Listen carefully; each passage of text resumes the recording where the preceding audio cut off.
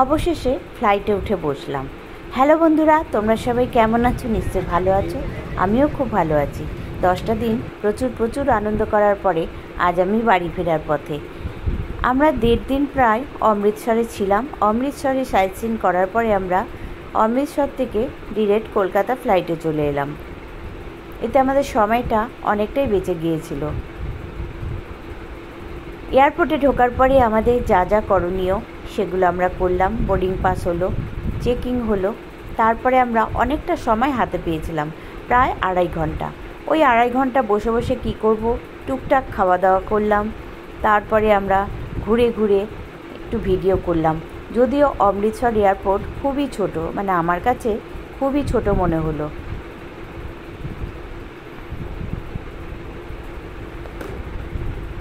এখানে আমাদের মাল ওয়েট হচ্ছে পার হেড 15 কিলো আর হাতে হলো 7 কিলো। খুব টেনশানে ছিলাম যে ওয়েট যদি বেশি হয়ে যায় মুশকিল হতো তাহলে। তা যাই হোক, ওয়েট ঠিকঠাকই ছিল। আমরা সেরকম বিশেষ কিছু কেনাকাটা করিনি, যার জন্য সেরকম অসুবিধা খুব একটা হয়নি। এয়ারপোর্টের ভেতরে প্রত্যেকটা জিনিসের দাম আগুন। একটা ইয়াররিং যেটা আমাদের ওখানে 30-35 টাকায় পাওয়া যায়, সেটার দাম ওখানে চাইল 299। ভাবতে পারো?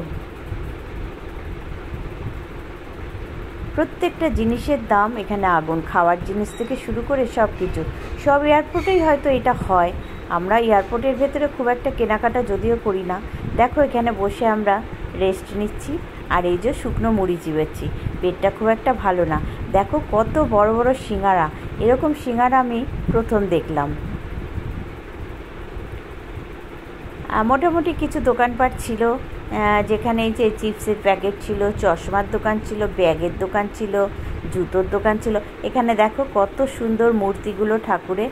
জানি প্রচুর দাম হবে, আমরা যদিও দাম করিনি, কিন্তু প্রচুর দাম হবে এগুলোর। পারফিউমের দোকান ছিল। প্রত্যেকটা দোকান আমরা ঘুরে ঘুরে দেখলাম। যদিও কিছু কিনবো না বলে দরদাম করিনি, তবে একটা ব্যাগের দাম করেছিলাম, তার দাম চাইল 3,500 টাকা। তোমাদের সঙ্গে শেয়ার করলাম এয়ারপোর্টের ভেতরটা। তোমাদের কেমন লাগলো অবশ্যই আমাকে জানিও, আর একটু ধৈর্য ধরে ভিডিওটা দেখো, তাতে আমার ভালো লাগবে যে আমি কষ্ট করে এই ভিডিওটা তোমাদের জন্য করে নিয়ে এলাম, তাই না? এবার দেখো, আমরা সব ফ্লাইটে উঠবো, সব লাইনে দাঁড়িয়েছিল। তো এখানে একটা সিস্টেম খুব ভালো লাগলো। সামনের দিকে যারা, তাদের আগে ডাকা হলো, আমরা ছিলাম একটু পেছনের দিকে, আমাদের পরে ডাকা হলো। আর অন্যান্য জায়গায় যেখানে ফ্লাইটে উঠেছি একসঙ্গে সবাই হোমড়ি খেয়ে পড়ে, তো ওটা খুব অসুবিধা হয়। এখানে আমাদের সিস্টেমটা খুব ভালো লেগেছিল। দেখো, এয়ারপোর্টের ভেতরটা তোমাদের দেখাচ্ছি, যেখান থেকে ফ্লাইট ছাড়বে। এবার লাইন দিয়ে দাঁড়িয়ে আমরা সব এক এক করে উঠলাম ফ্লাইটে। যার যার বসার জায়গায় বসলাম, আমিও সিট পেয়ে গেলাম।